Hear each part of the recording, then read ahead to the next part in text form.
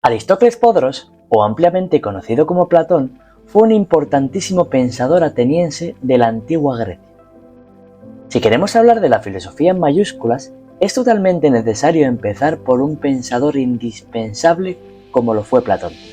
Platón es nuestro Adán filosófico, el que verdaderamente da cuerpo a la filosofía como se ha entendido en los siglos posteriores, y es desde este donde se empieza a comprender la filosofía de manera sistemática, como un sistema unitario. Sin duda, para comprender a Platón debemos entender antes el contexto filosófico, político e histórico en el que se enmarca su pensamiento, y también conocer al pensador que revolucionó la filosofía, Sócrates. En este vídeo voy a centrarme básicamente en dar contexto a las ideas de Platón, exponiendo el choque entre el pensamiento de Sócrates con los sofistas. En el siguiente vídeo me centraré especialmente en desglosar las características fundamentales del pensamiento de Platón. Si queréis centraros especialmente en conocer el pensamiento de Platón, os dejo el link del segundo vídeo en la descripción. Soy Antón, de Libros por Tiempo, y hoy vas a entender la filosofía de Platón.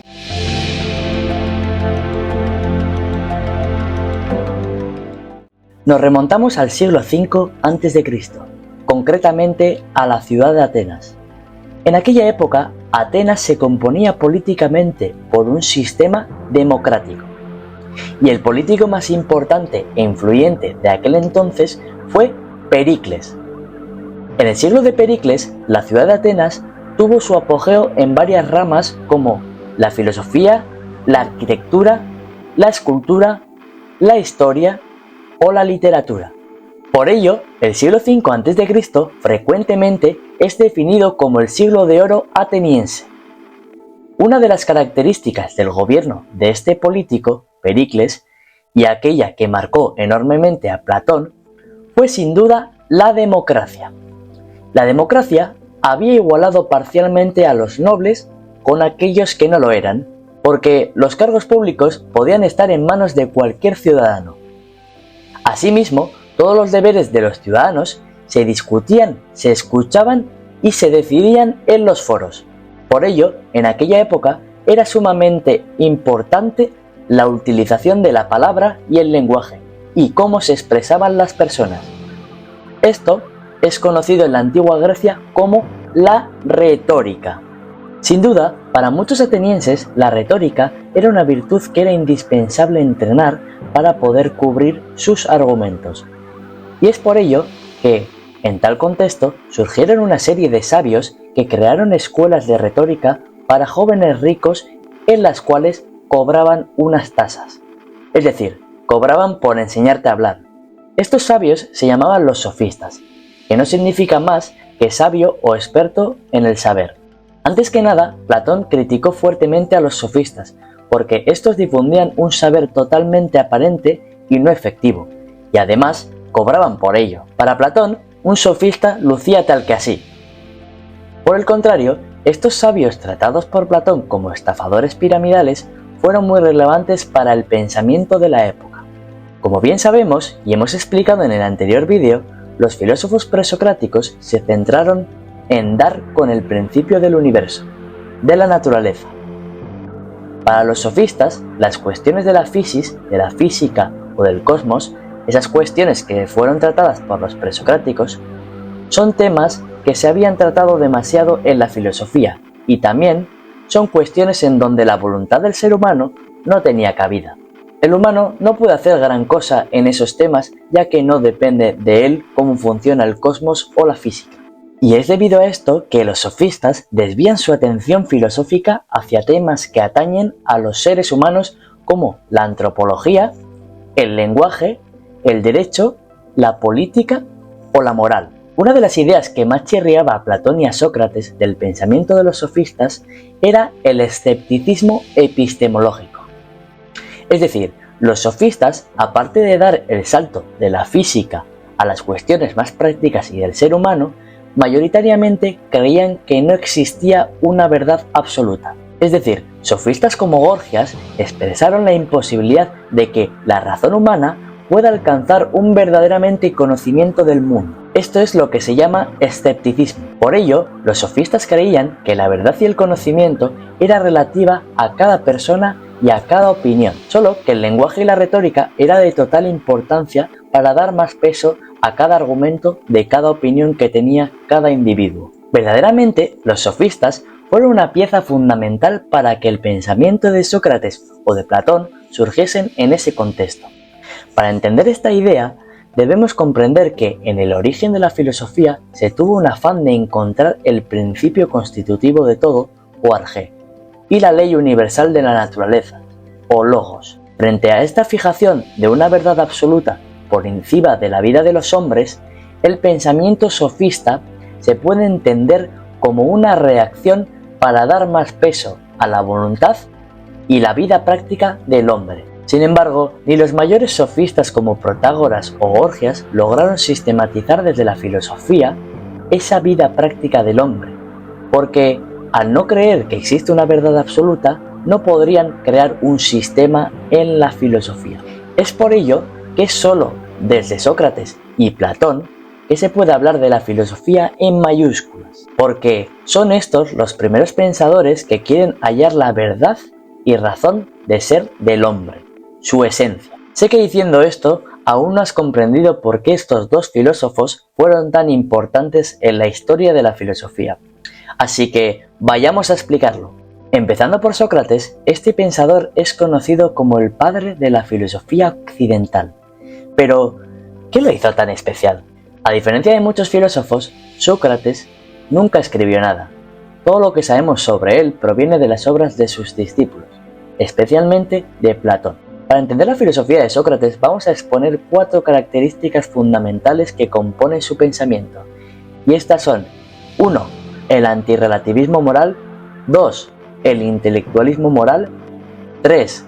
La mayéutica. Y 4. La ironía. La primera característica fundamental de Sócrates, y lo que le distingue de aquellos sabios, era que dedicó toda su vida a la búsqueda de las definiciones universales, lo que es conocido como el antirrelativismo moral. Como hemos dicho, los sofistas eran bastante escépticos con la definición de la verdad o la realidad. Creían firmemente que cada cual tenía su opinión, aunque fuesen temas de gran importancia como la justicia, el bien o la belleza. Esta perspectiva verdaderamente era una máquina de hacer billetes, porque podía venir cualquier persona con cualquier opinión que estos sabios no iban a perder la oportunidad de enseñarte la retórica. Por el contrario, a Sócrates le chirriaba esta visión del mundo en la cual el saber es prostituido por el dinero, y más la visión de que cada cual tiene una opinión de la justicia, la bondad o la belleza. Vale, pero entonces, ¿qué propone Sócrates? Pero es que esto no hace falta aclararlo. ¿Tengo que aclararlo? ¿O es que eres retrasado? Es que no lo entiendo. O sea, ¿de verdad te tengo que explicar esto? ¿Te lo tengo que explicar? Creo que no. Yo hablo para la gente que tiene más de 60 de IQ. Aquí introducimos otra de las características fundamentales de Sócrates, el intelectualismo moral. Sócrates no creía que la sabiduría se deba utilizar para ganar dinero o con el propósito de ganar debates. Verdaderamente, la sabiduría o el conocimiento de los filósofos debía destinarse a que los ciudadanos puedan vivir bien. Asimismo, para poder vivir bien, se deben llegar a una serie de puntos comunes, porque no podemos vivir en convivencia si no partimos en común de una idea de justicia o de bondad. Por eso Sócrates explicaba que mediante el diálogo y la razón debía llegarse a este conocimiento de las ideas universales. Es decir, para poder hacer acciones correctas durante la vida, primero deberás saber qué es lo correcto, lo bueno o lo justo. De ahí sale la tercera idea fundamental de Sócrates, la mayéutica. Todos tenemos a ese compañero o compañera de clase, o amigo o amiga, que está haciendo preguntas todo el día y no para de interrumpir todo el rato. Esa persona sería un Sócrates de la vida. La herramienta principal del pensador ateniense era la mayéutica, un método de preguntas y respuestas que tenían la intención de desnudar las contradicciones de sus adversarios. A través de preguntas inteligentes, Sócrates les ayudaba a dar luz a sus propias ideas, guiándonos hacia la verdad.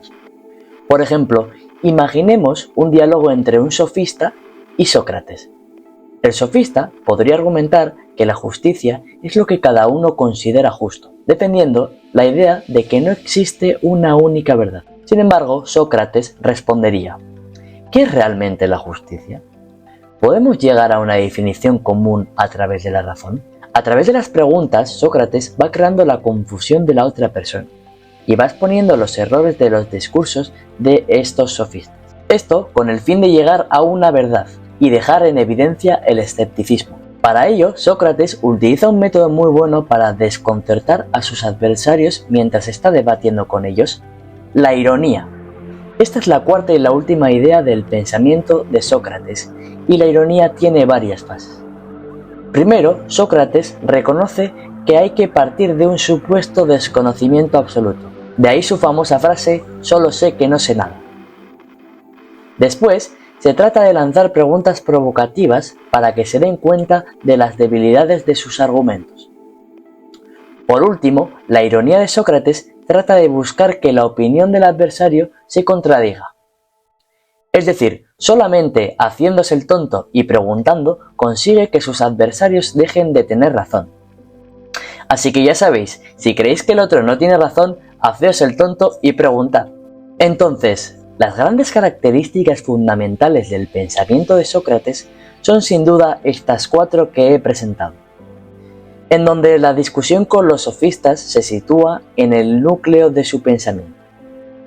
Si has logrado entender esta movida entre Sócrates y los sofistas, ya has logrado entender la mitad de Platón.